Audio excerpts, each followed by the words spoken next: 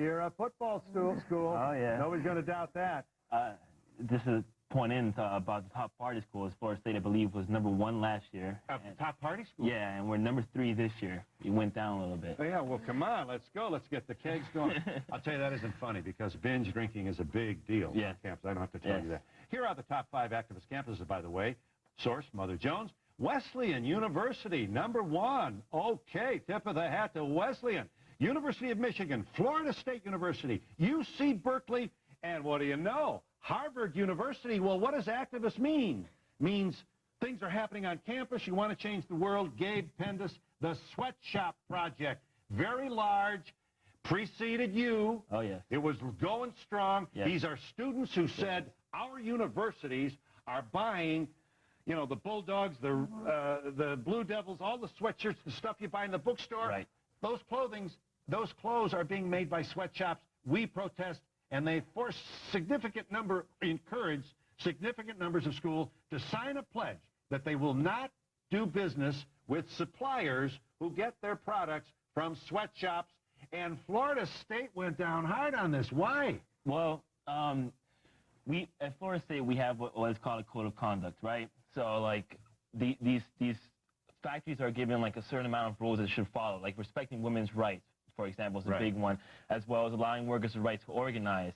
And there's a group called the WRC, the Worker Rights Consortium. They're an independent watchdog group, and they go to these factories when the workers are in trouble. Let's say they go on strike, and they go and they investigate what's going on in this issue, and they issue reports back to the university, right? So if Florida State, once they hear the WRC report, because Florida State clothing is being made in this factory, have a say in the factory conditions. They're going to be like, where could these workers improve these conditions, or we're going to pull out. And our administration was unwilling to join the Workers' Rights Consortium. Why? What was their explanation? It actually shifted. It changed throughout the years that we've been campaigning our president. At first, it was money. So to join the WRC, it cost $17,000 for our school. It's 1% of our annual licensing revenue. Oh, I see. Well, come on. You're not going to say that the president of Florida State University was upset about the $17,000. He was.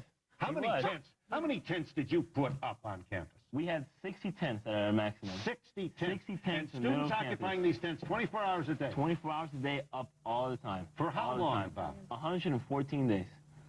On the campus? On the middle of the campus, right? Now, I assume you took abuse, too. Did you? Oh, yeah. I mean, kids who just, you know, hey, go to the football game. We had, like, one guy, like, drive Jeeps right on to try to go through the tents, and we had people throwing bags of manure. It's got a happy ending?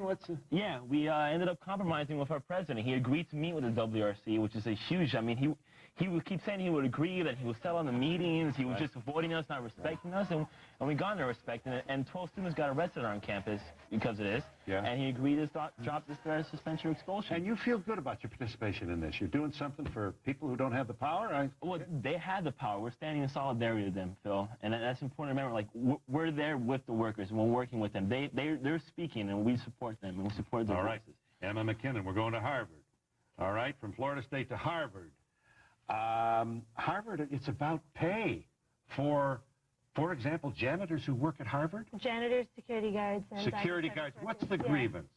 Grievance was, well, 3 years students and service workers at Harvard started talking more about what the conditions were there and what workers were going through with their families and with their ability to support themselves. And just stories started piling out just about horrible working conditions and low wages that people just can't live on. And wages have dropped precipitously over the past 7 years at Harvard. As Harvard's endowment has grown, as professor salaries have gone up, Harvard's just slashed service industry wages. All right. I want to show, and we will when we return here, you really got something done here. I mean, they brought the janitors' hourly salary up almost $3.